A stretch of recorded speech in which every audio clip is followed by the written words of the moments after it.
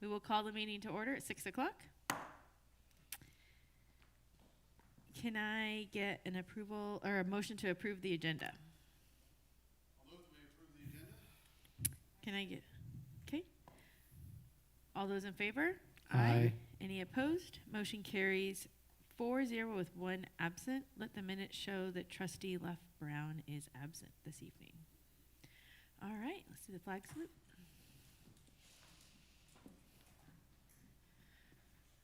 I pledge allegiance to the flag of the United States of America and to the republic for which it stands, one nation, under God, indivisible, with liberty and justice for all.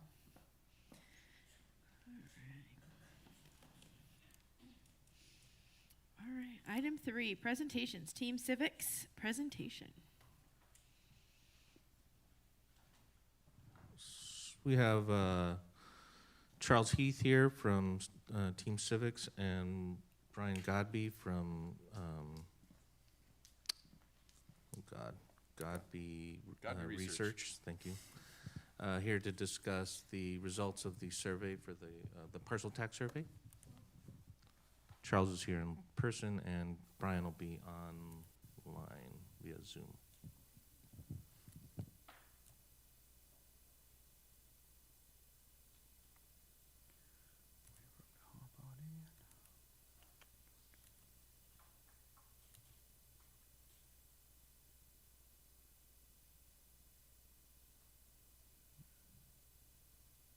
Yep, that's it.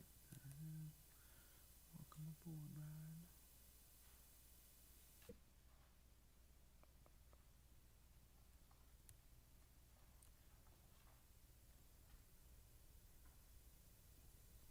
Hello, Brian. Can you hear us? Yeah, I can.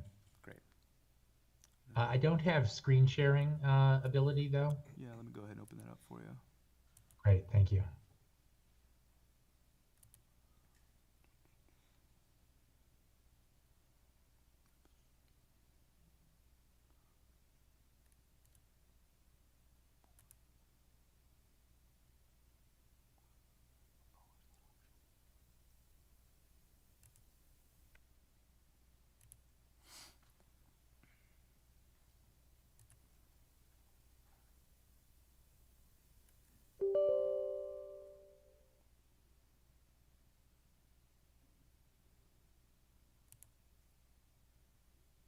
Alrighty, Brian, you should be able to go ahead and share now.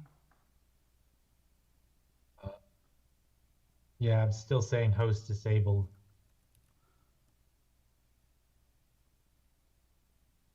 Can you just make him a co-host? Let's see here. Not seeing that option here. Let's see.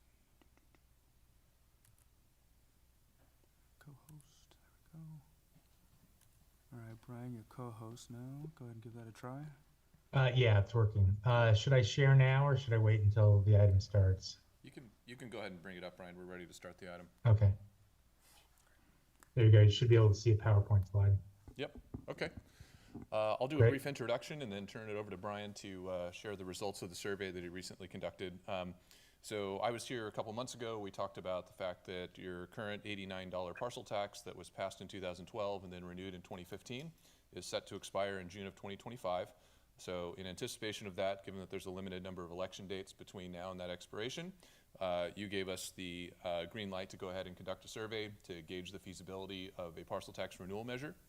So we worked with staff to develop a survey questionnaire that included a number of different options, potentially increasing the tax, potentially extending the term of the tax, and then also just a straight renewal of the existing $89 for 8 years.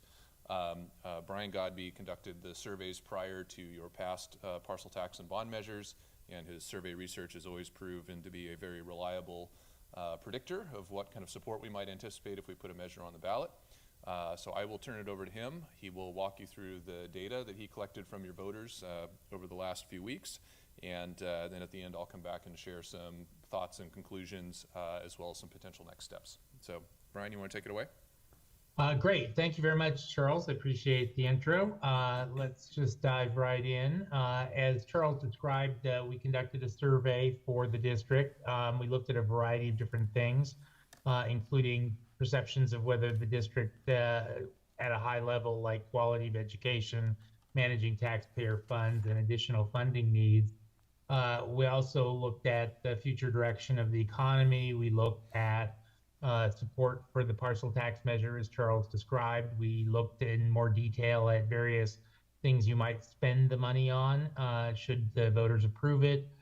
We looked at both informational and critical statements, and we also addressed different rate and duration issues, as well as there's a wealth of demographic and behavioral characteristics that we use both before when we're doing the sampling and then when we are doing the data processing on the back end to make sure that the sample is representative of the population that we're looking at.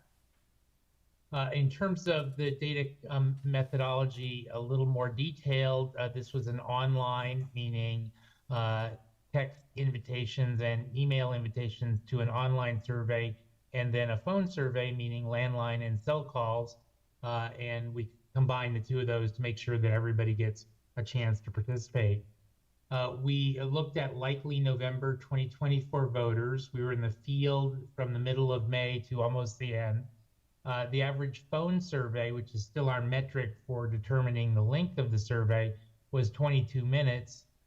We had a likely sample of 406 likely November 24 voters, as I mentioned, and that gives us a margin of error of plus or minus 4.83 for November, and then 5.28 for the subset of March-November 24, which is March 2024, which is obviously the primary and smaller than the November turnout.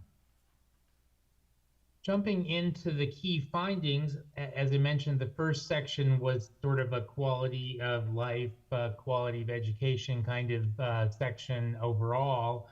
And the first item was how do you rate the quality of education? And so if you had the vary and somewhats together, you'll see in the 2023 survey, it's 46.4%. We do have data, as Charles mentioned, from previous surveys we've conducted for the district. And back in 2016, it was 53% for the same question. Now, it's probably not within, or it is within the margin of error, so it's not statistically significant, that decrease, but also it mirrors what's happened virtually everywhere. School districts and cities have taken a hit pre and post pandemic, and that's what this, I think, is really showing. Favorability of the district's management of funds, unlike the quality of education or quality of services question, this has been fairly stable over the pandemic, both pre and post. And you see here, we're at 39% in round numbers in 2023, and we're at the same 39% in 2016.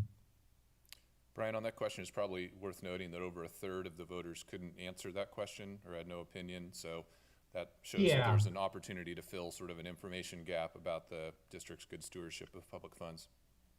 That's absolutely right, because these are likely voters that we're talking to, and we can't let them go to the ballot on a measure like this without knowing that the district is doing a good job spending their money. So that Charles is absolutely right. Okay, so moving on to the next question, this is the agreement that the district needs additional funds. And again, if you add the strongly and somewhat agree together on the positive side, you see we're at 65% in round numbers. Same thing on the negative side, it's 21%. That's a ratio of 3 to 1 in round numbers, positive to negative, which is not bad.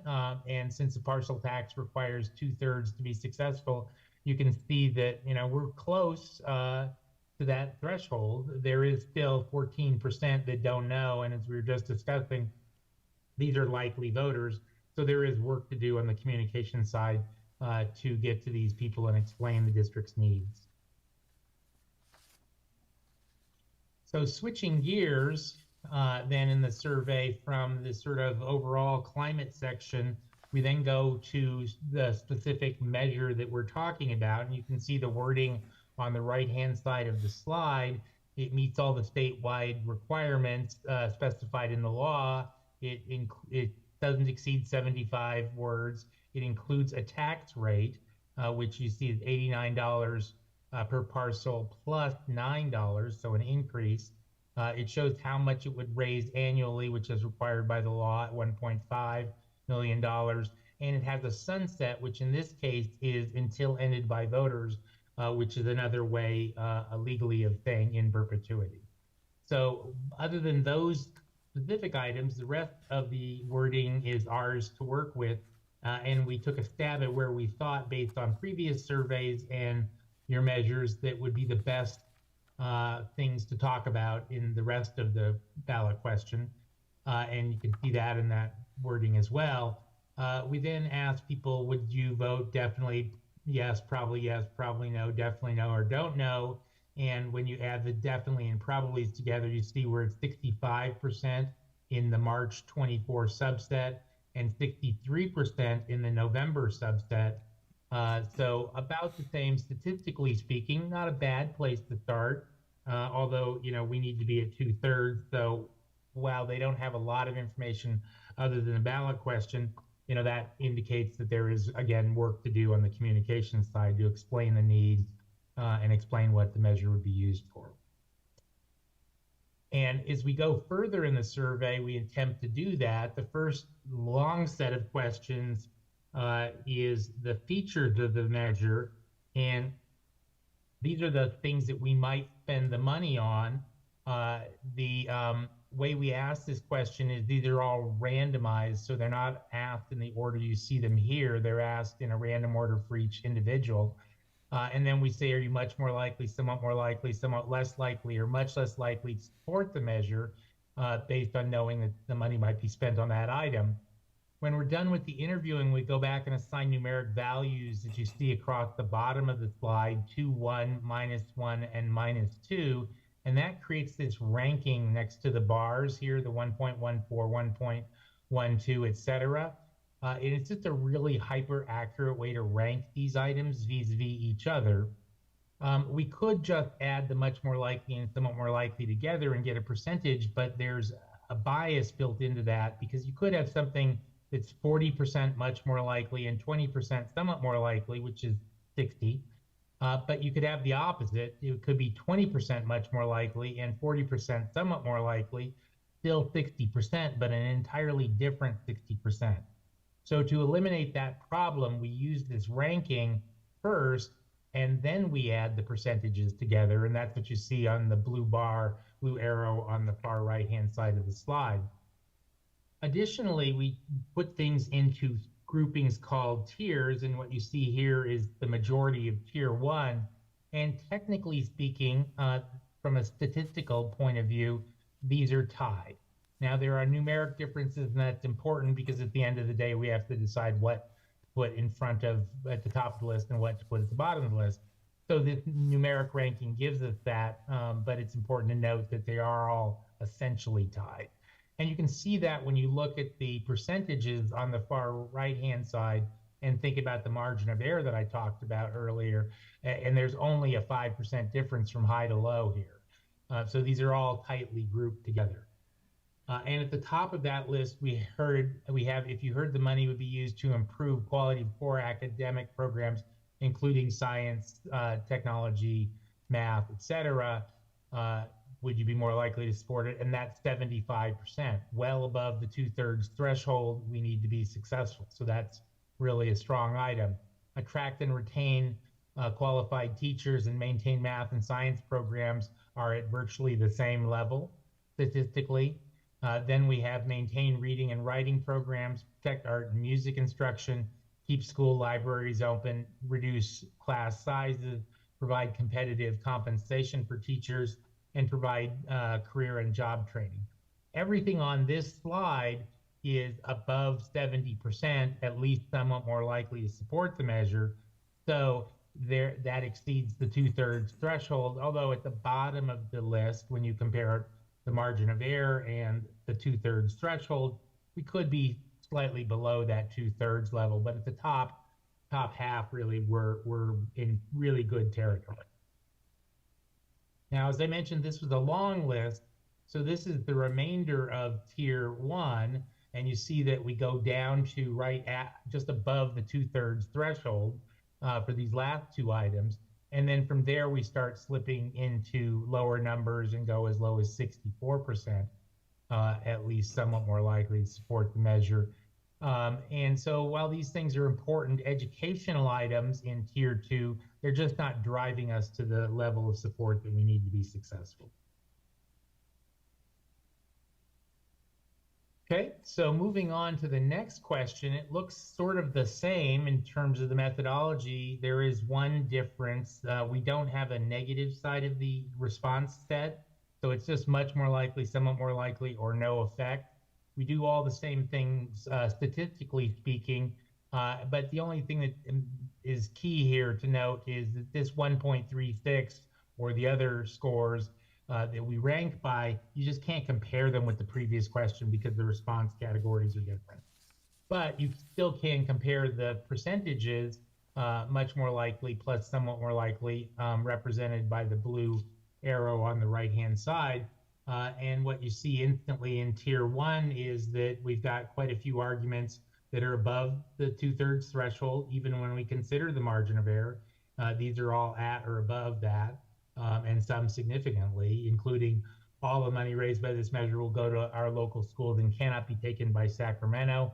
That's almost always in the top 3, and very often, as it is here, in the top of the list to start with, obviously an accountability component. As is the second one, none of the money from the measure will be used for administrator salaries. Then we go on to having great teachers in the classroom as our most important element for quality education.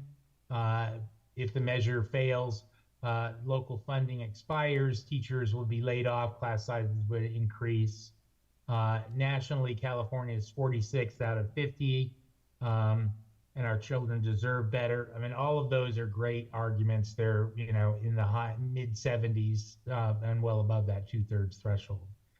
The remaining are still positive and above the 2/3 threshold. They're just not as strong as the first 5, but that's measure would prevent drastic cuts to programs. School district is losing our best teachers.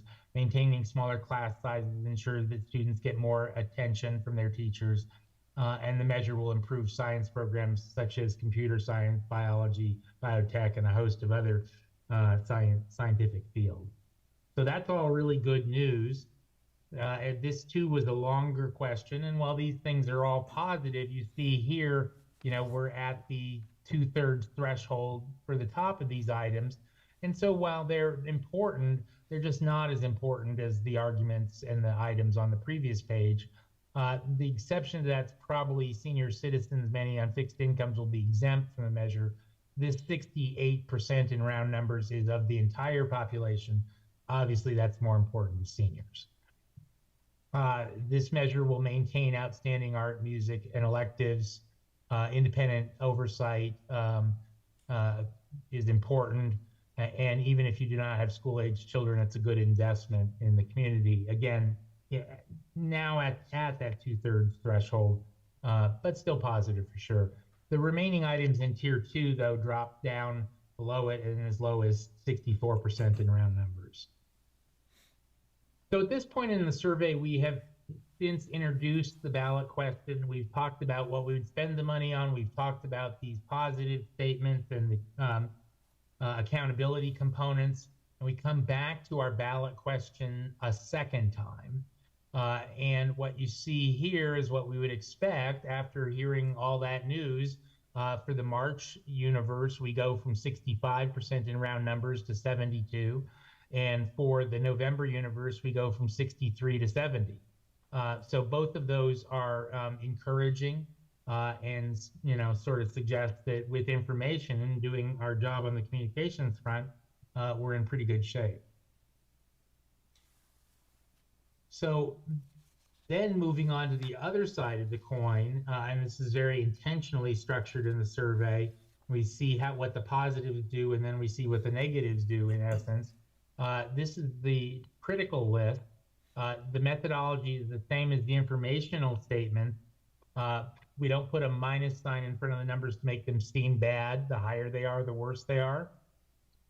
So in tier 1, we have the measure has a built-in inflator that would increase the rate every year without voter approval, that's 57% in round numbers, at least somewhat more likely to vote no. The district has raised property taxes repeatedly. The state has increased multiple taxes for education. Why are we increasing taxes again? Again, 52%, at least somewhat more likely to vote no. So those are the top two items. We need to keep that in mind and you know, really focus on our message, but by doing so, counter those arguments. Then we get into tier 2. The bad news here is that all of these are above the 33.4%, but I think that if we do our job and communicate the other side of the coin, that's probably the goal. But these include the district has too many high-paid administrators, a pretty standard anti-tax argument. The measure is a forever tax that will never end. The tax will increase just spent on high salaries, benefits, and pensions. Increasing property taxes only makes housing more expensive, and on down the list. Now, again, the structure of the survey is very intentional. Start without much information, see what the positive does to it, how we're going to spend the money, and then see what the negatives do. And so we come back to our ballot question for the final time, and you see from the first test, while we went up in the middle, we've come back to the same level in March that we were before, slightly different, but statistically virtually identical. And the November, we've gone from 63 to 65. Obviously, there was a high point in the middle there, but a little bit of an increase, but again, statistically speaking, not significant. But because of the structure of the survey, you know, again, intentional, it's sometimes useful to average the second and third test. And by doing that, you sort of see what happens in the real world when some people hear the positives first, some people hear the negatives first, and they offset each other in one fashion or another. And as you can see here, for the March 24 universe, we're at 68.3%. For the November, we're at 67.5. Now, we didn't know where we were going to wind up, so we had some fallbacks. And you'll remember this is $89 plus $9. So the first fallback was, what if it was just $89? So instead of 98, which is the combination, what if it was 89 without increasing taxes? And you see that we do better in both elections, and we bump up to 70% in March and 69% in November. So there is some tax rate sensitivity in the district. It's not huge and probably not even statistically significant, but it does jump up. And you see that the definite yeses do go up in both cases as well. And again, because we didn't know where we were going to wind up, we have another fallback, which is the duration. So in this case, the item says instead of levying a parcel tax until ended by voters, which is in essence the same as the forever tax that the negative expresses, what if it was just 8 years? And here we're at 66% in March, 66% again in round numbers in November. And so that is a little bit better than the than where we were on the third test, but it doesn't jump up as high as it does when we reduce the cost. So it might, as you're thinking about what to do, there is more bang for our buck, if you will, by reducing the cost and keeping the until ended by voters. But this just doesn't drive as much support as the other. And the last question is outlook for the economy. 18% think it will be better. 35% think it'll be about the same next year. And 37% think it'll be worse. Now, I'd say people are a little more pessimistic here than I've seen of late. But remember, this was done back in May before the debt ceiling was passed and before we saw the inflation numbers come down last month and the Fed decline to increase rates again, hopefully that will continue and people will become more optimistic. But at the point we took the survey, they were a little more pessimistic than I've seen in other communities. So that's the survey presentation. I can answer any questions you might have, or you can hold those and I can turn it over to Charles. I have two questions really quick before we go to conclusion, next steps. If we went forward with the $9 increase in March and it failed, can we flip it fast enough to do it again in November without the $9, or do you not normally do them that fast? No, you certainly could. So the time span required from one election to then qualify for the next election. So if you were to come up short in March, the deadline to qualify for the November ballot would be basically at the end of July. So there would be time to develop a new measure and put it on the ballot. You could put a more modest measure on the ballot at that point. There also, because your measure doesn't expire until June of 2025, you could call a special election in the spring of 2025. So there are a couple Oh, options that sounds after March. expensive. Okay. Yep, they are more expensive though. And then the in perpetuity one, it says lasted until ended by the voters. If that did pass, would it take like a special interest group to put something on the ballot to end it? Like there would have to be a group of people that get together and kind of. Yeah, so the measure would continue in perpetuity until two things happen. Either one, the board could put a measure on the ballot to repeal the tax, or two, citizens could qualify an initiative for the ballot to repeal the tax. That's why it means until ended by voters. Yep. Okay. Any other questions before next steps? Yeah, the one that seemed to have the highest chance, the 69.9% for March 24th. I did notice that doesn't say anything about until ended by voters. So it does say we would keep the $89 rate, but how long would there not be a term on that? Well, and we were testing individual components in those questions. So we'd asked them about the $9 increase until ended by voters with a cost of living adjustment, and then we kind of isolated the various components. So first of all, we went just to straight $89, so no increase. And then the follow-up question after that was, what about if instead of until ended by voters, it was 8 years? So I think at that point, and Brian, correct me if you think differently, voters haven't been told anything else about the duration of the tax, so they're assuming it's still until ended by voters. That's correct, Charles. Absolutely right. Okay, so statistically, with the margin of error, they're almost identical, but what we see as far as the numbers, that second group, instead of, and it seems to be in perpetuity, that one had the highest chance. It did, although if you go back and look at the negative arguments against the measure, so a couple of the most persuasive arguments against the measure were, one, that it includes an automatic cost of living adjustment, and two, that it would be a forever tax. So, and once voters hear the opposition statements, support does fall below the 2/3 mark. So I think you would just want to be careful there that if opposition did materialize and you have an escalator and until ended by voters, there's sort of low-hanging fruit there for potential opponents. Because if I remember right, in the voters information booklet, it's going to be our statement of, not ours, the committee's statement of why we should do this. And then another group can post the opposition to this of why you should vote no, right? Correct. So you have the ballot itself, which has the 75-word ballot question that we've simulated in the poll, right? And we'll take what we learned from the polling to optimize that language.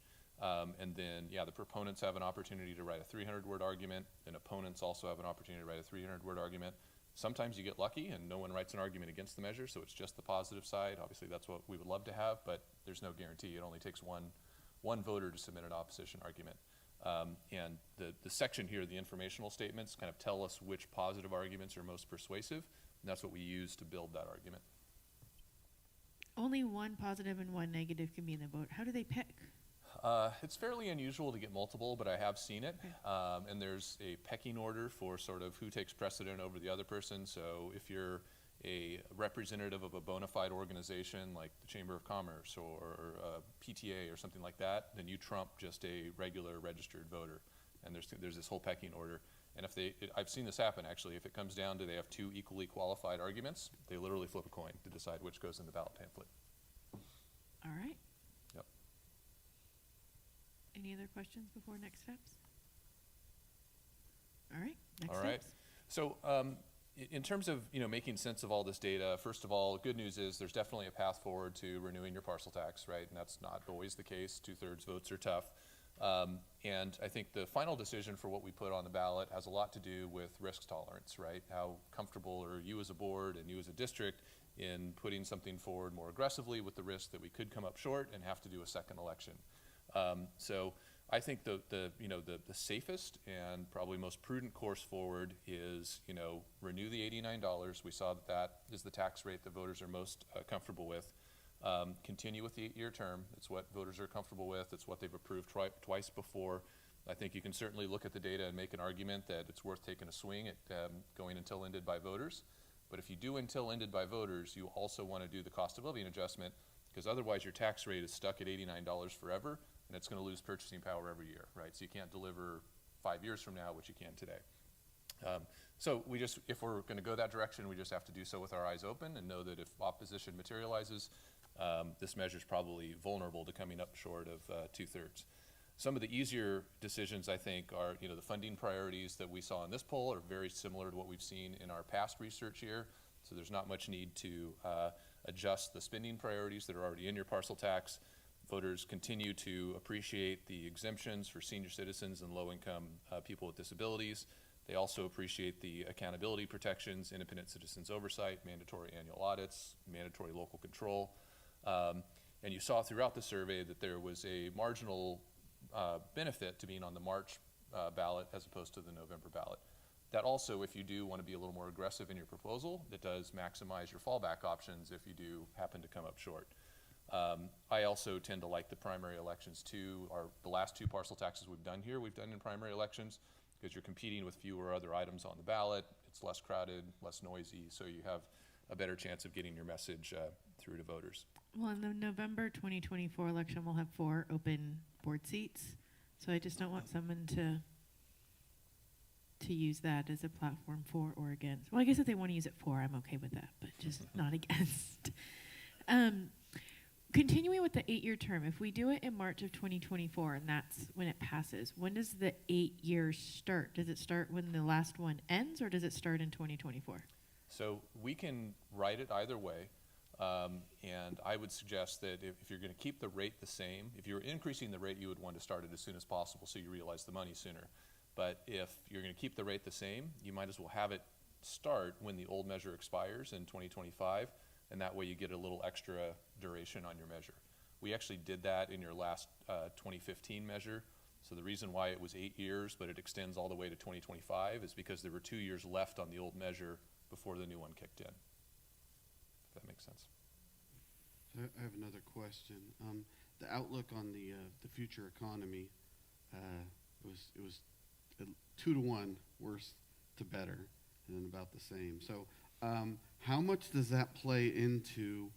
So we don't have data on the past elections and whether how much that has determined, the swing votes, or if they were reversed, would you say that the outlook would be a lot better? Again, we don't have data to compare it to, but just based on my experience in doing this for a couple of decades, the overall mood of the electorate and their perception of the economy has a big factor on how they vote on tax measures. And so I think one of the reasons why we're probably seeing that people are comfortable extending what they're already paying, but a little less comfortable with an increase, ties back to that economic pessimism. Now, as Brian said, I think we were probably polling at a pretty low point in terms of the sort of optimism versus pessimism scale. A month ago, the headlines in the newspaper were, is Congress going to crash the economy with the debt ceiling issue? And, the inflation numbers were a lot more pessimistic than they are today. So, but I would always rather be polling in a negative environment and then be pleasantly surprised on election day than be polling in a positive environment and then be disappointed on election day because the environment eroded on you. So I think if anything, these are conservative numbers. I don't think we have it in here, and John, I do not expect you to know this off the top of your head, but what's the cost of the $9 difference for us? Like, is it $500,000? Is it $1 million? Like, is it worth the risk, or is it like? Yeah, doesn't your current measure generate about 1.2, 1.3? So it would be So it's about a $200,000 $200,000? difference. I mean, $200,000 is a lot, but it's not life. It's not, I don't know if that's risk, the whole entire thing collapsing, so. Yeah, I think what we came up with altogether was that, I think our recommendation would be that we just go for a $89 8-year term renewal. And if things look better, maybe 4 years from now, we can, you know, at another time, maybe we can do something different and ask for an inflator of some kind. But, you know, I think I started this process knowing, you know, anecdotally that $89 probably would pass, and something different would be. And this is going to be work already, so, but it would take a lot of work to get us there. Yeah. And then, I just lost my train of thought. Oh, you said it does adjust for inflation or different things it can adjust? It Is that can. only if that's in perpetuity, or can it adjust over these 8 years? No, you can certainly build in a cost of living adjustment for a shorter term measure. It just, you know, the longer the duration, the more the benefit of the cost of living adjustment. For a shorter measure, you don't lose that much purchasing power over that short term. So the current one does not have a cost of living adjustment in it? It does not. It's And been is- 89 since 2012. Is the cost of living adjustment the magic COLA from the governor, or is it a different cost of living adjustment? You can set it at whatever number you want. Obviously, the voters need to think it's reasonable. You can tie it to CPI as a measure of inflation, or you can just set it as a fixed factor, say it's going to increase by no more than 3% a year. That typically is the more common approach because it takes all the uncertainty out of it for the voters. You can sort of guarantee them that this is the maximum increase.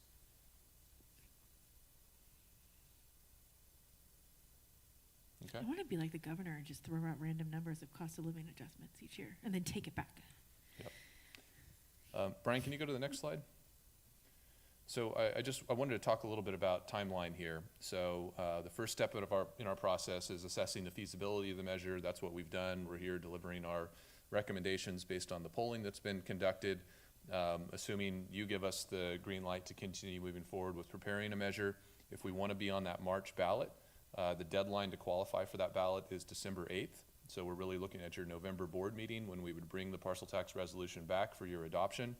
But between now and then, we would want to, you know, the district can't advocate for the passage of the measure, but you can educate and inform the public about what your parcel tax funds, you know, what would happen if you were to lose that funding, those kind of details. We would want to start getting that messaging out here in the next few months, especially around the back to school time frame, so that people understand the issue and are prepared to vote on it. We would take what we learned from the survey, build the ballot measure language, you know, all those components that go in the ballot pamphlet, and that would be in the resolution that comes back to you for adoption in November.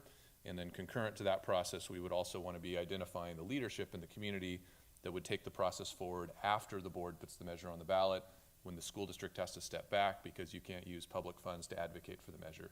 And then that group would have to raise private funds, recruit volunteers to run the campaign, basically January through March, in preparation for that March 5th election. So just to wrap that thought up, Brian, can you go to the last slide here?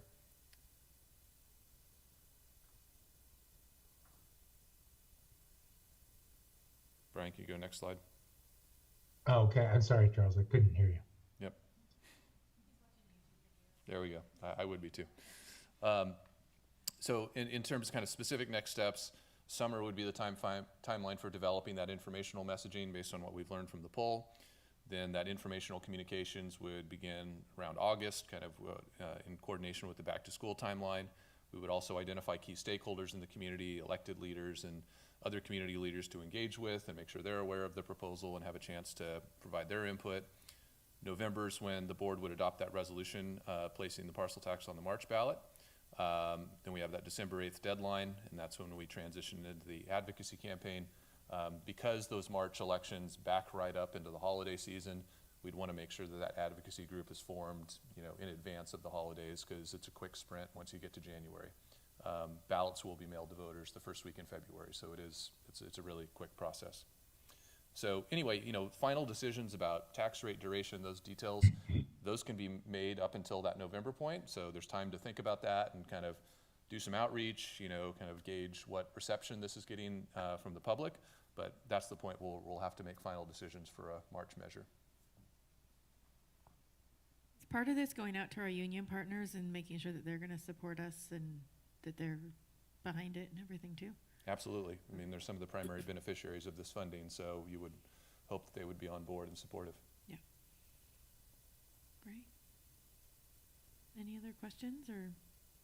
Would there be a large benefit if we decided, say, November, and then instead of waiting for the December 8th deadline? I'm not sure I No, followed the the next question. election is in March. No, I know, but I mean, would there be any benefits if we made that decision before December 8th or anything? Like if we did it, you mean like if we did it? Right now, let's do it, or sooner than the deadline, put it on the timeline, would there be any benefit to that? I think there's benefit to making the decisions and having clarity on what it is that we're gonna ask for so that we can communicate that to the public. However, I wouldn't adopt the resolution sooner, because once the board has adopted the resolution, you've really constrained the district's ability to communicate with the public, because that's the point at which the district really has to back out. And we want to maximize the opportunity for the district to tell that story and communicate with the public before it moves into a campaign. So we can put this on a board agenda to talk about like in September and October, but we would not adopt the resolution until November. Correct. Because at some point we're gonna have to talk about it and decide what to do.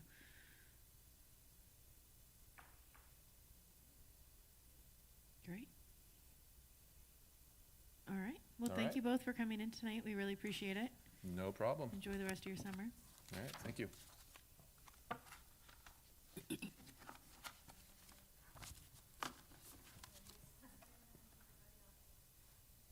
you. Thanks.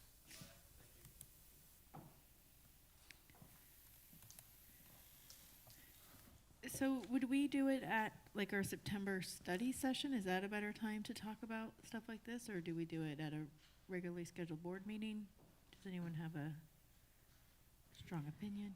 Well, I think it all depends on how much conversation the board wants to have. Certainly a study session works a lot better because we Right. don't have a lot of topics versus our regular board meetings have a lot of approvals and things that we have to, work that we have to get done. So we can certainly schedule that. My thought is we put it on, you already have one topic for our September study session, if I remember right. For Potentially. August, Oh, that's August. yes. I think we put it on one of our study sessions that's coming up so that we can just sit there and talk. And then based on what happens in that study session, we can either bring it up again at a formal board meeting in September and then adopt a resolution in November. Or if we figure everything out in that study session, then we can just adopt it in November. Does that sound good? Okay, so maybe, excuse me.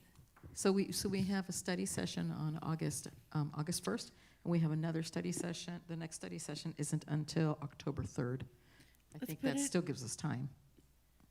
Yeah, let's just put it really briefly on the September one, just so, since trustee Brown's not here, in case he has any questions or Okay, anything that we need August to 1. follow up on. But just Okay. really briefly, just to be like, okay, does anyone have any questions?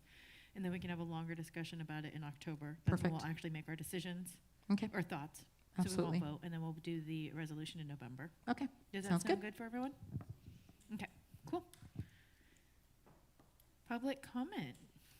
Jen Bodlovich.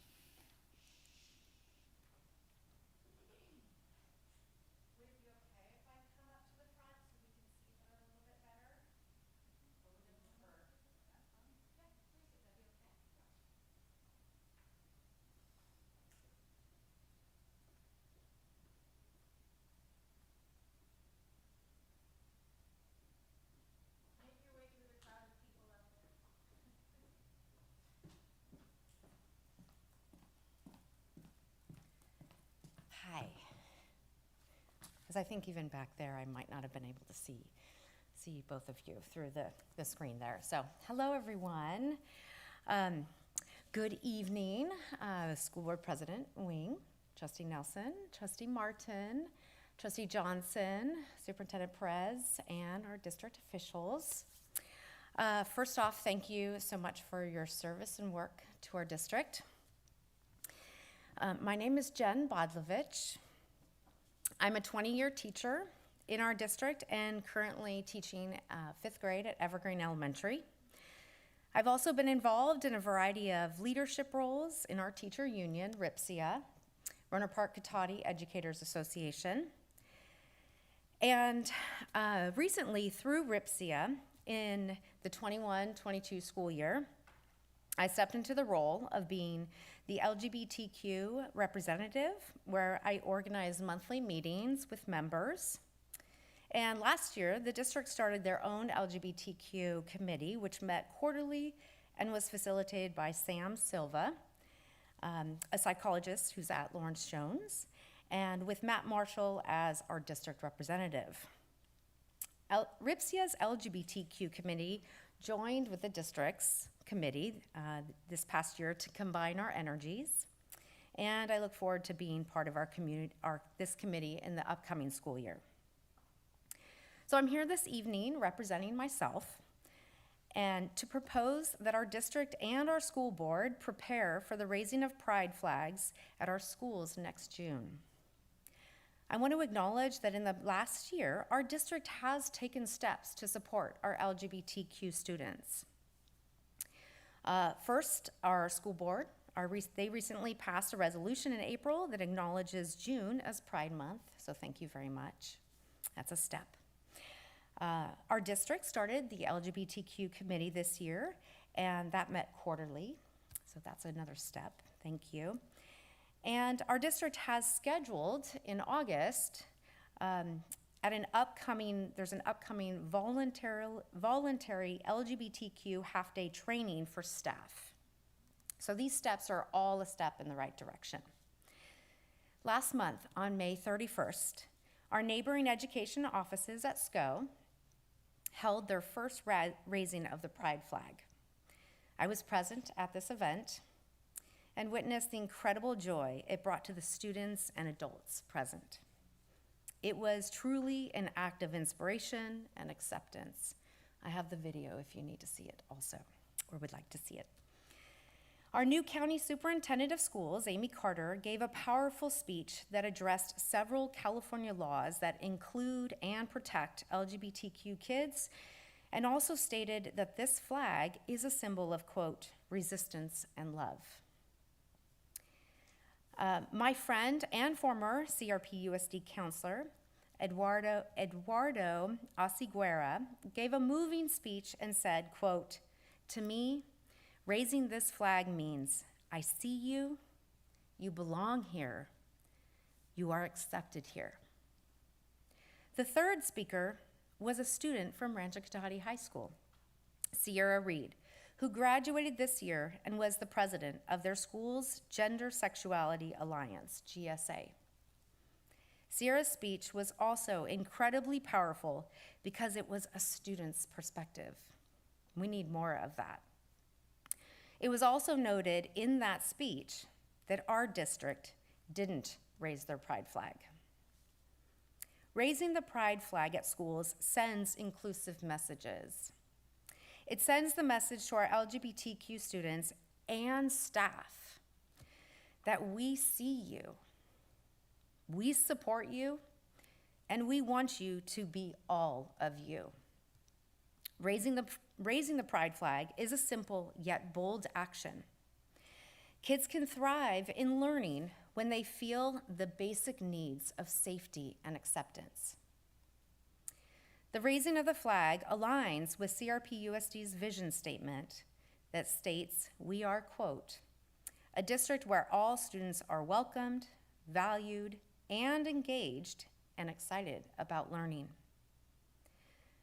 So with this, I want to thank you for your time, and I look forward to working with the committee next year and look forward to working with you all. And if you need some pride flags, I know some people. So thank you. Thank you, Jim. All right. Item 5, reports and communications. Trustee reports on activities. Trustee Johnson. Yep. Okay, thank you. So it was a busy month with graduations, and so I did go to the Rancho Cotati High School graduation, which was huge and lovely. It was such a privilege to be there and shake so many of the students' hands and congratulate them. And then El Camino was a little smaller and very intimate. I really liked it. That graduation at the high school was very well done. And then I had the privilege of attending the CPI, that's Child Parent Institute at John Reed, which is so needed in our county. They have so many wonderful services, and I know Myra will give more of a report on that too. I'm just so proud of what the district did to get the grants to support this kind of institution. So, thanks. Great. Trustee Martin? Thank you. Yes, I had the wonderful opportunity to go to the Thomas Page Academy promotion, and it was neat to see all the achievements. And then same day, the Tech High graduation, as well as the Rancho Cotati graduation. It was very inspiring to see the progress and the achievements of the students, and to look at the sea of people supporting their students. It was awesome. Great. Trustee Nelson? I got to attend the promotion at John Reed Elementary School, so that was nice. Get to see the future stars coming. The ones that won like the physical fitness and the academic, and then maybe like a leadership ones. I mean, those kids really stood out. Like, oh, they got 3 of them. And then also, I think, with most of you, also attended Tech High, their graduation. I think there was around 70 students, and then the Rancho graduation, which included, some of the special education students. You could see how inclusive and how, I guess the variety of the population that we have with Rancho. That was really nice.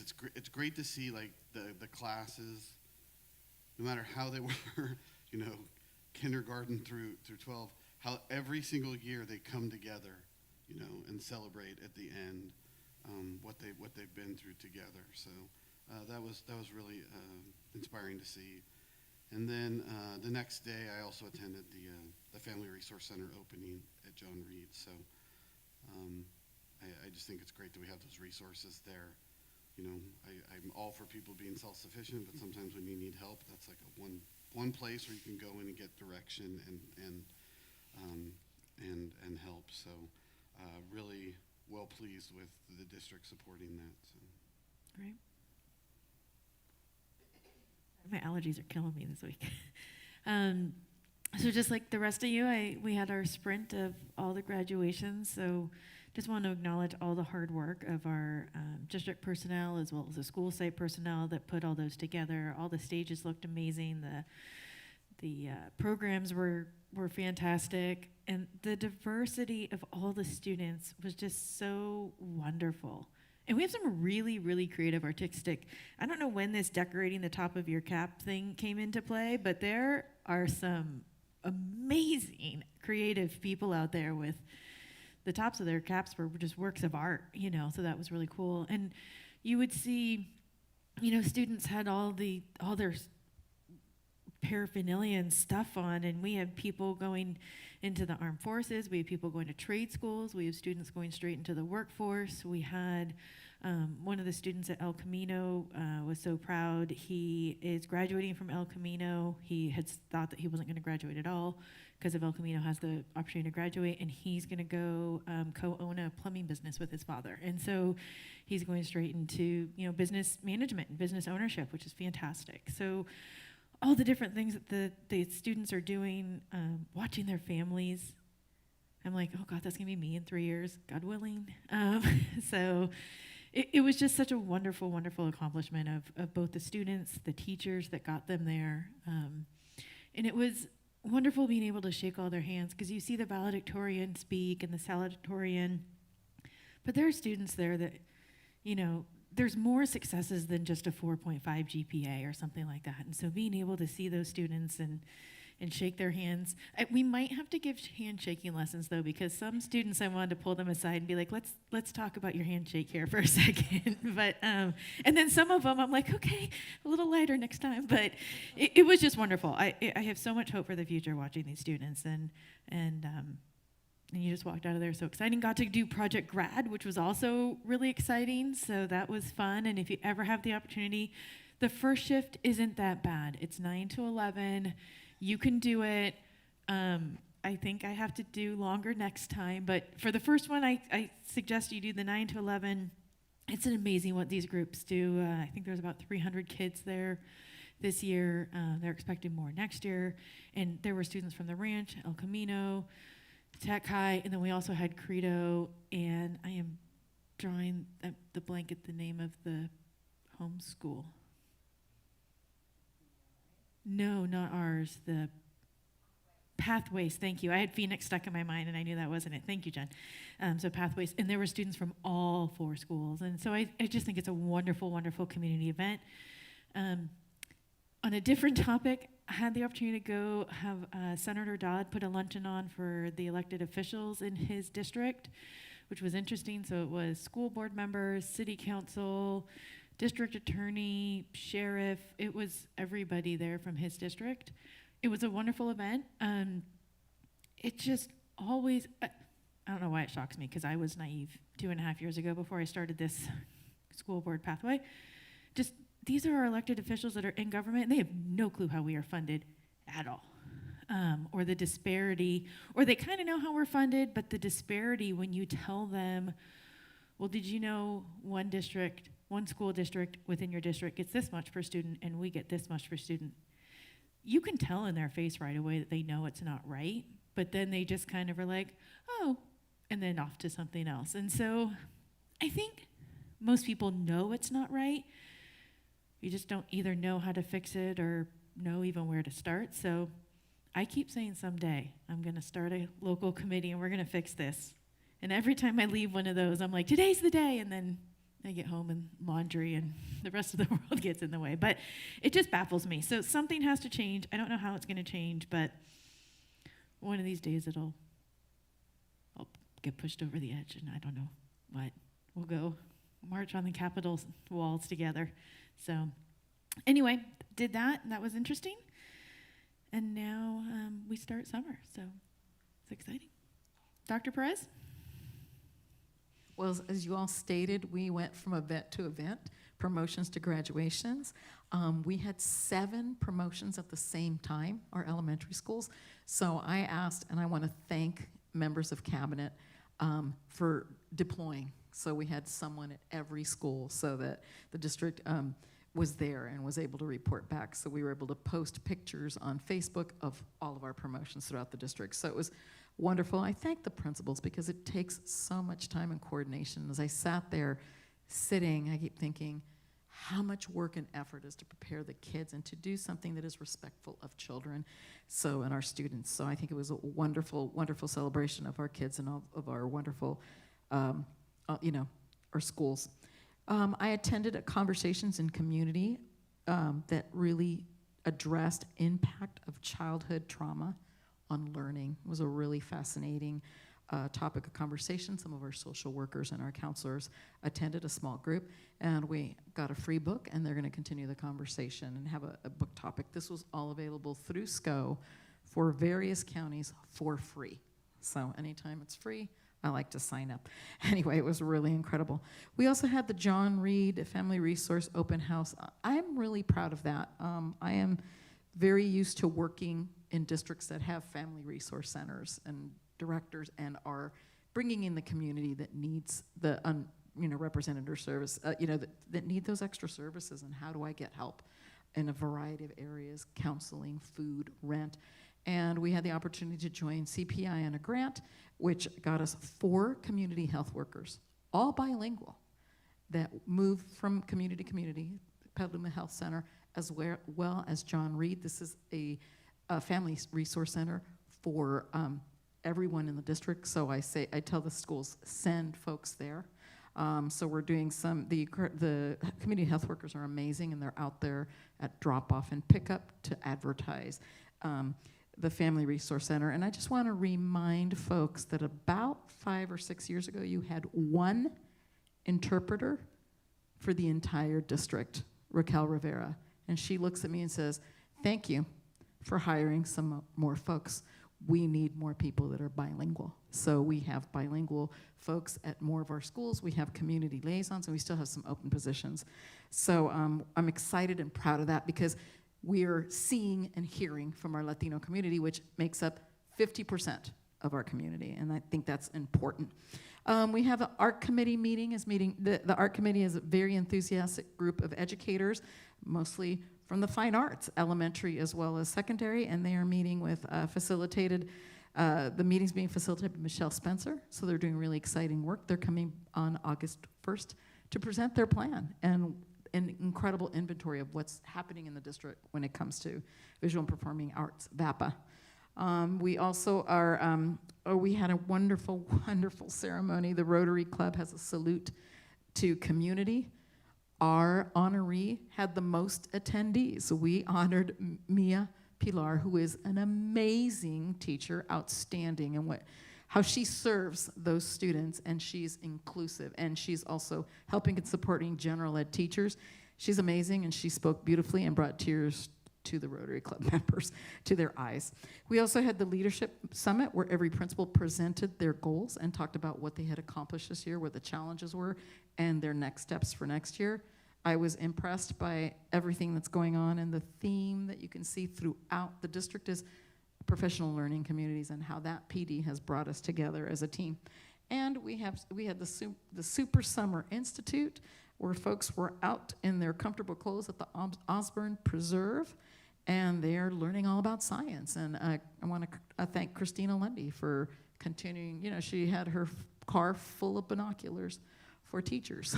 So we had she's like, I gotta get the binoculars. Anyway, so 2 years of really successful PD, and I'm excited that we're gonna have a leadership institute in August where teachers will be compensated for attending, and they'll have a variety of workshops to attend. This doesn't happen in every district.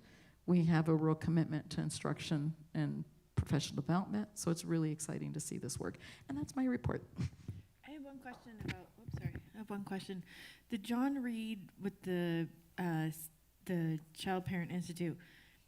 So would John Reed now be considered a community school, or is it like the first? I've heard a lot, we had Ben talk about it a couple board meetings ago, and there's a lot of talk about it now on the news, and they have the commercials. So is John Reed officially a community school, or is it like step one towards a community school, or it's a step close? It's a step in that direction. Having a family resource center is a step. We definitely, CPI says, Myra, look out for community schools grants. We want to do this. We want to keep doing this work because we want to open more family resource centers. One of the things that we know is we have space here on this campus. We'd like to have, a family service center, a health center for students and families here at Rancho Cotati High School. And I mean, and I have my list of my dream of where, I want at least 4, because I think we need to strategically place these family resource centers. But the funding runs out, so we have to be very proactive in looking for funds so that we can continue this work. CPI is an amazing partner, and we're going to work together. Our liaisons will work with the community health workers from CPI, and they're going to go to SCO together for meetings to work together to really, we have to strategize and work together. It can't be in isolation. Right. It's a team effort. But yes, it is the start. There's more work that can be done in that area. Great, thank you. All right, consent agenda. Any questions or discussions? Can I get a motion to approve consent agenda items 6A through K? I'll motion to approve items 6A through K. Can I get a second? I'll second that. All in favor? Aye. Aye. Any opposed? Motion carries 4-0 with 1 absence. Personnel Services, approval of Sonoma County Office of Education Agreement.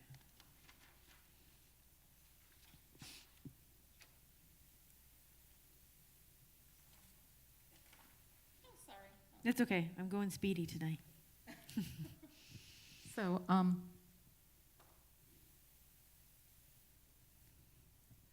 I'm sorry for the delay. So this is, yes, now I recall. Okay, this is an agreement. Basically, you know that our employee, Angie Scardinas, is gonna leave us and leave really big shoes to fill. So basically, this is an agreement where Sonoma County Office of Education will pay her salary. She will begin working there, but she is actually gonna work to complete summer school here as our summer school principal. So this is a win-win situation for us. And we're asking approval of the agreement tonight. Great. Any questions or discussion? Can I get a motion to approve 7A, approval of Sonoma County Office of Education Agreement? I move to approve 7A. Can I get a second? Second that. All in favor? Aye. Aye. Any opposed? Motion carries 4-0 with one absence. 7B, approval of job description for specialized school secretary. We have a staff member that requested a reclassification. What we've discovered is that the job description was very outdated. We needed a new this job description that reflected the work that she's currently doing, and that's what you see before you tonight. And we're requesting approval of the job description. Any questions or discussion? Can I get a motion to approve 7B, approval of job description for specialized school secretary? I move to approve 7B. Can I get a second? I'll second. All in favor? Aye. Any opposed? Motion carries 4-0 with one absence. 7C, approval of work-based learning CTE grant coordinator. So this position, Michelle Spencer went out and got some money. So she received a grant from the CTE Foundation. And what we're doing is the district is contributing. She received a small amount. So this is a pilot really to help with the CTE work as well as to help place students in job situations and internships. So this is a position that will help us do that. And we're kind of piloting it for the CTE Foundation, but we think it's a move in the right direction, and other districts have had positions like that. So we are approving the job description this evening. Can I get a motion to approve 7C, approval of work-based learning CTE grant coordinator? Move that we approve 7C. Can I get a second? I'll second. All in favor?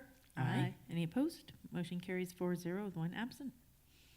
7D, approval of California School Employees Association salary schedule as of July 1st, 2023. So as you know, we are entering in year 3 of the contract negotiations that occurred last year, and this is the new salary for CSEA beginning July 1. We're asking for approval. Any questions or discussion? Can I get a motion to approve 7D, approval of California School Employees Association salary schedule as of July 1st, 2023? Move that we approve 7D. Can I get a second? I'll second. All in favor? Aye. Any opposed?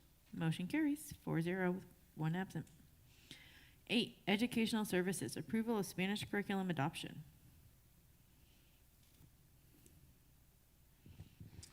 Hello, my first time on the microphone. I was going to say, wow. Hi, Jamal. So we're asking to approve a curriculum adoption. This is the Spanish curriculum for Rancho Cotati High School.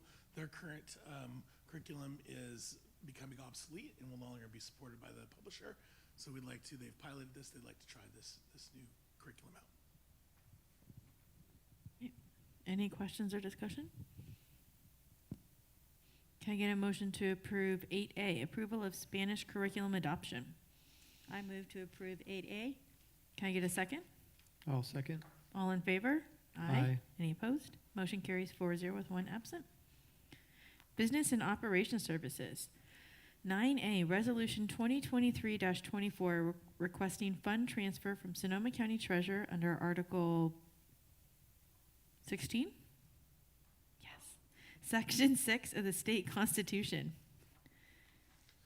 The district has adopted similar resolutions for the last few years, as this is the lowest cost solution to meeting cash flow needs. And I think I mention this all the time, but Yep. there are, before we get our property taxes, we have some shortfalls in certain months of the year as far as cash goes. And And this will help us be able to essentially take a loan from the county to cover those cash flow needs. Any questions or discussion? Can I get a motion to approve 9A, Resolution 2023-24, requesting fund transfer from Sonoma County Treasurer under Article 16, Section 6 of the state constitution? It's a roll call. We do a motion first. Oh, okay, I move to approve 9A. Okay, can I get a second? I'll second that. Roll call? Trustee Johnson, Aye. Trustee Martin, Aye. Trustee Nelson, Aye. Trustee Wing. Yes. 9B, public hearing and approval of resolution number 2023-25, resolution of the governing board of the Cotati Roanoke Park Unified School District increasing school facility fees as authorized by Government Code Section 65995B3.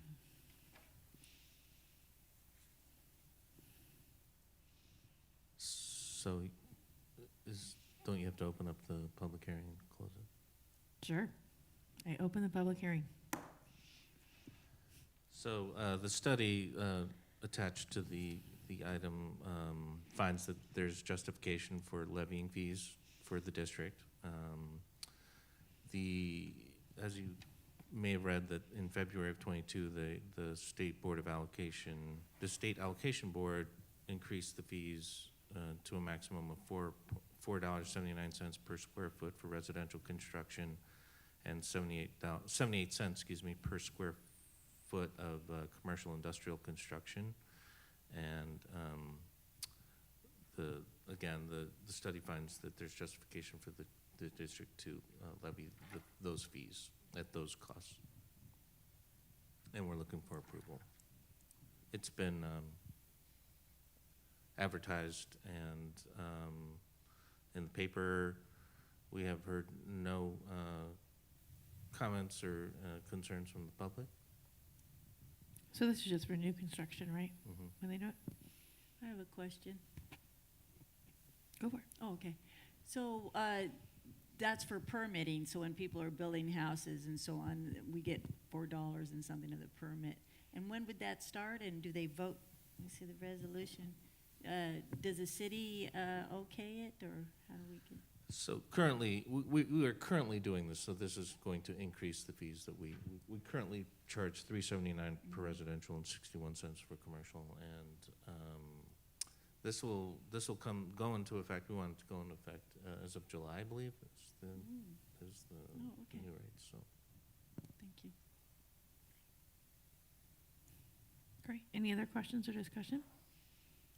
I should now close the public hearing. All right. Can I get a motion to approve 9B, approval of resolution number 2023-25, resolution of the governing board of the Cotati Roanoke Park Unified School District increasing school facility fees as authorized by Government Code Section 65995B3. I'll motion that we approve 9B. Can I get a second? I'll second. Roll call? Trustee Johnson, Yes. Trustee Martin, Aye. Trustee Nelson, Aye. Trustee Wing. Yes. 9C, approval of DGI proposal 7-year option. So this is the network refresh that hopefully you've been apprised about, that we've been talking about for a while, that I want to set aside some money for. But this is a cost of, I think, hopefully, is Rob here? Oh, there he is, right there. Jeez. Rob, maybe you want to stand up and potentially answer some questions? He's here to answer any questions, but we've exceeded the useful life of our current network. I think we've made it work for an additional 2 or 3 years by the time we replace all the equipment that we need to do.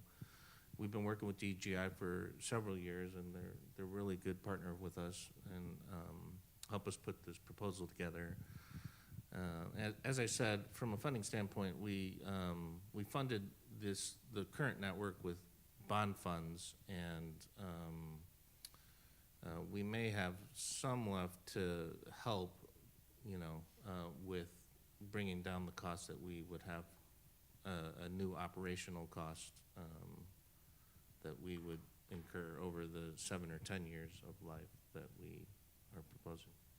But Rob's here to answer those questions. He's presented on this several times. So Rob, are the Ruby and the Meraki platforms, are those proprietary to DGI, to their managed solution? Ruby is just the name of their managed solutions offering. Meraki is owned by Cisco. It's one of the largest networking providers, manufacturers in the world.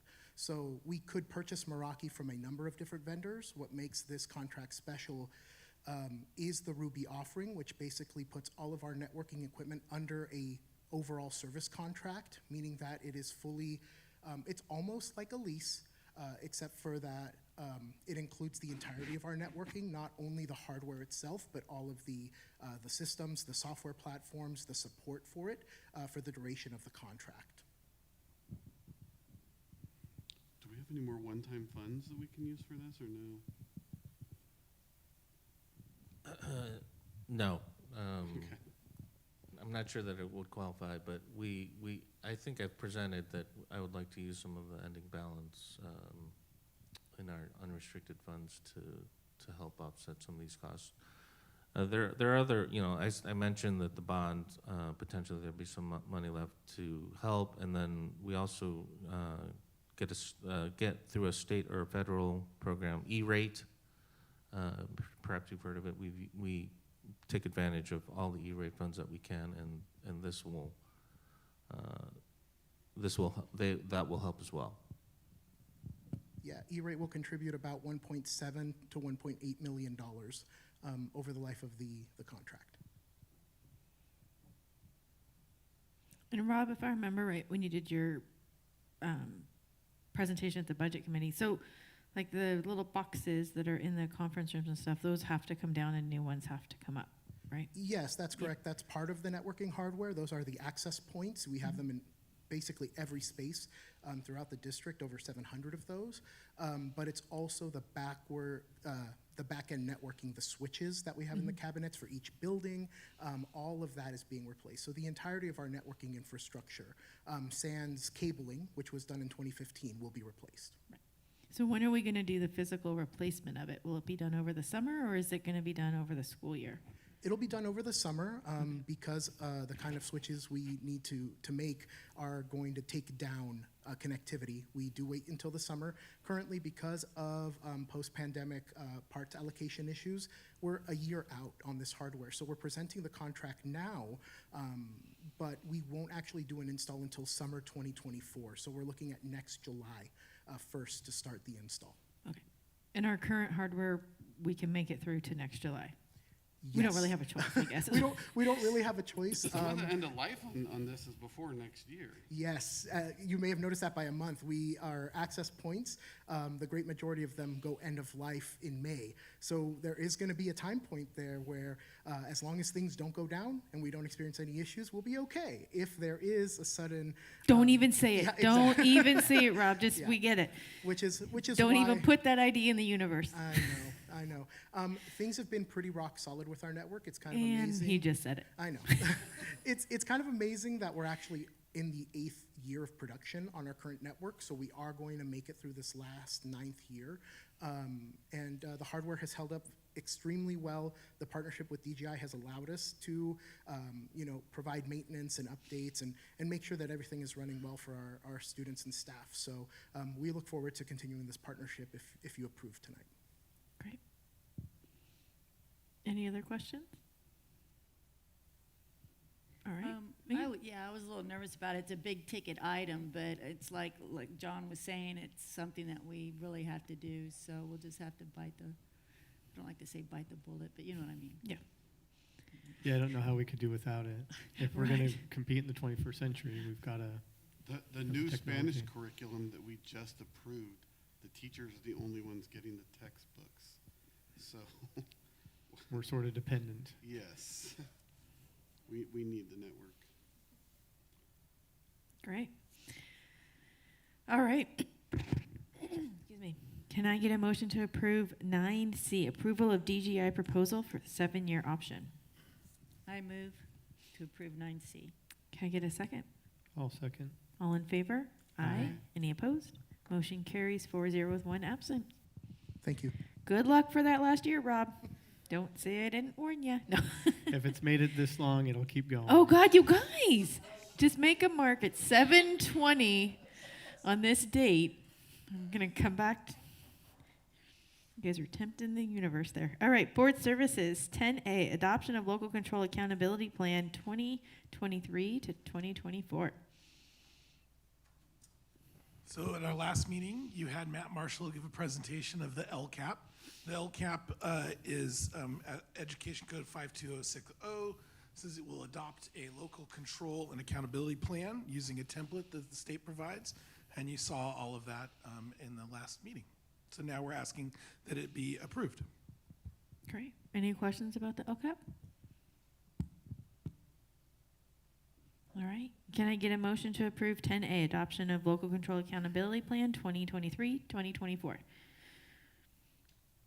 that we approve 10A, adoption of local control accountability plan, LCAP 2023-24. Can I get a second?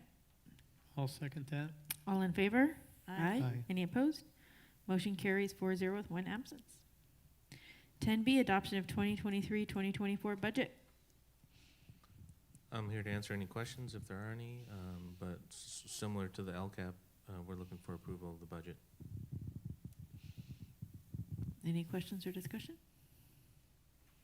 All right. Can I get a motion to approve 10B, adoption of 2023-2024 budget? I'll motion to approve 10B. Can I get a second? I'll second that. All in favor? Aye. Any opposed? Motion carries 4-0 with 1 absence. 10C, fiscal update and planning. All right, I'm going to give you right now the last enrollment update for the year. We had a net loss of 3 students, so we're down to 6,013 students at the end of May.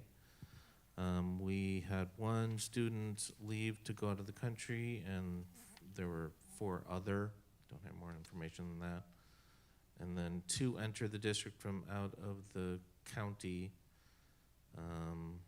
for a net total of 3 negative loss.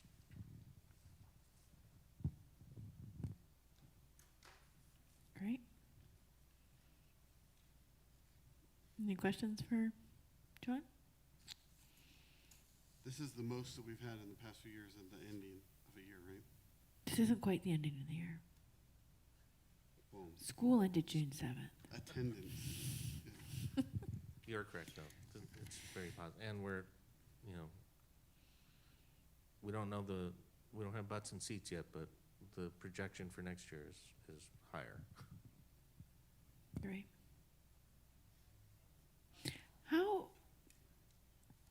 How is TK work? So is there a TK at each of our elementary sites for next year? There will be at every elementary site next year, at least 1. Okay. 2 potentially at John Reed, if I'm not mistaken. And if there's 24 students, let's just say let's say Evergreen only has 1, and there's 24 students in it, we are allowed to say that TK is full, you have to go to John Reed or Monte Vista or something. Okay. Exciting. All right. Thank you, John. 10D, Resolution 2023-26, approving of the district spending plan for educational protection account funds for 2023-2024. So I won't read the whole thing, but it's just important to remember that EPA funds do not represent new revenue to the district. It's just a portion of the local control funding revenue to which the district is entitled. Basically makes up the state aid that fills up the bucket that I like to use as an example all the time. Our specific plan is to charge a portion of the salary and benefits of the general education teachers at each school site to these funds. Any questions or discussion? All right, can I get a motion to approve 10D, Resolution 2023-26, approving the district spending plan for education protection account funds for 2023-2024? Move that we approve 10D. Can I get a second? I'll second. All in favor? Aye. Any opposed? Motion carries 4-0. Oh, just kidding. Thank you. Just checking to see, make sure everyone's on their toes tonight. Trustee Johnson, Yes. Trustee Martin, Aye. Trustee Nelson, Aye. Trustee Wing. Yes. 10E, ratification of 2023-2024 Technology High School MOU 7-period block schedule. So what you see before you, you're going to have 3 MOUs, and I'll talk a little bit about each one. But this is a variation from the collective bargaining agreement, and that's why we have a separate MOU to design these schedules, and particularly really because of the programs designed by the schools. So the first one you have is Technology High School, which is a 7-period block schedule that you're approving or ratifying tonight.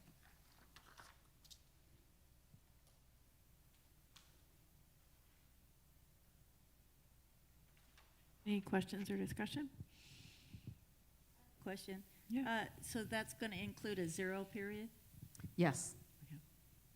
That's right, I remember that. All right.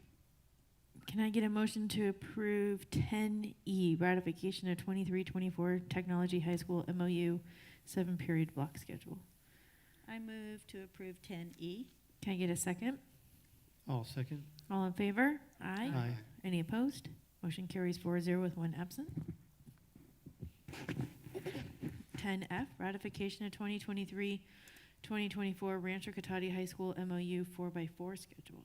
So the 4x4 schedule was instituted during the pandemic, and we were in distance learning. It created compacted courses, also decreased the stress so that kids weren't taking as many courses. And this is something that's been well received. The students like it, the parents like it, and we survey every year. And so that's what you're voting for, that is the approval of the 4x4 schedule for Rancho Cotati High School. Any questions or discussion? Can I get a motion to approve 10F, ratification of 2023-2024 Rancho Cotati High School MOU 4x4 schedule? I move to approve 10F. Can I get a second? I'll second.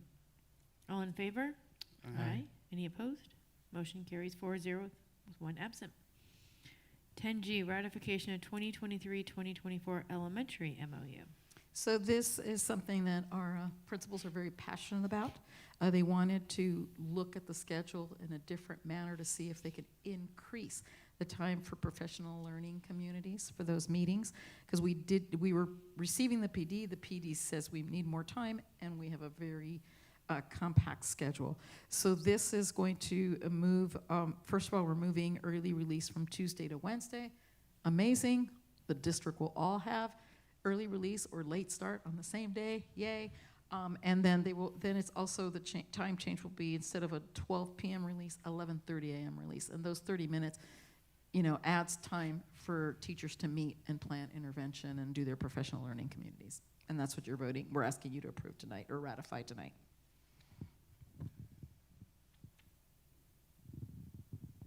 Okay. Any questions or discussion? All right. Can I get a motion to approve 10G, ratification of 23-24 elementary MOU? I'll motion to approve 10G. Can I get a second? I second. All in favor? Aye. Any opposed? Motion carries 4-0 with 1 absent. 10H, approval of the request for allowance of attendance due to emergency conditions.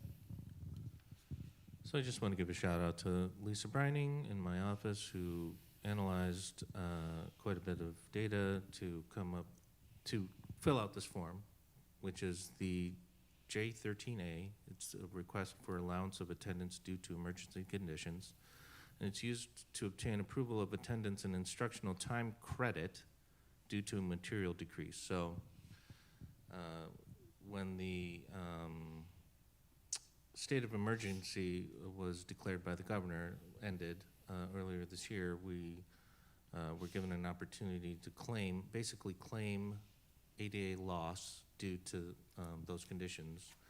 And there's all kinds of analysis done, like I said, and we filled out this form to identify several days at certain sites that could capture $39.88, which is quite a bit. Great. And I'm very appreciative for you to adopt, or, excuse me, approve this item. Great. Any questions or discussion? All right, can I get a motion to approve 10H, request for allowance of attendance due to emergency conditions? I move to approve 10H. Can I get a second? I'll second that. All in favor? Aye. Aye. Any opposed?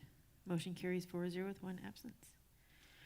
For items 10I through N, is there any questions or discussions about the second reading of the board policies? All right, here we go. I make a motion to approve 10I, second reading of Board Policy and Administrative Regulation 0420.4, Charter School Authorization. Can I get a second? I'll second that. All in favor? Aye. Any opposed? Motion carries 4-0 with one absence. I make a motion to approve 10J, second reading of Administrative Regulations 5131.41, use of seclusion and restraint. Can I get a second? I'll second. All in favor? Aye. Any opposed? Motion carries 4-0 with one absence. I make a motion to approve 10K, second reading of Administrative Regulation 5144.1, suspension and expulsion due process. Can I get a second? I second. All in favor? Aye. Any opposed? Motion carries 4-0 with one absent.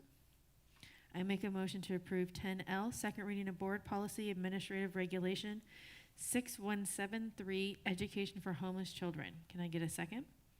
I'll second that. All in favor? Aye. Any opposed? Motion carries 4-0 with one absent. I make a motion to approve 10M, second reading of Board Policy and Administrative Regulation 6173.1, Education for Foster Youth. Can I get a second? I'll second that. All in favor? Aye. Any opposed? Motion carries 4-0 with one absent. I make a motion to approve 10N, second reading of Administrative Regulation 6184, Continuing Education. Can I get a second? I'll second. All in favor? Aye. Any opposed? Motion carries 4-0 with one absent. I make a motion to approve 10O, first reading and waive second reading of AR 1312.3, Uniform Complaint Procedure. Can I get a second? I second. All in favor? Aye. Any opposed? Motion carries 4-0 with one absence. 10P, acceptance of gifts and donations to school and district. Well, there's nothing better than a donation of water. So we got a nice donation for Technology Middle School for a total of $59.40. Great. Can I get a motion to approve the acceptance of gifts and donations to school and district? I I move. move.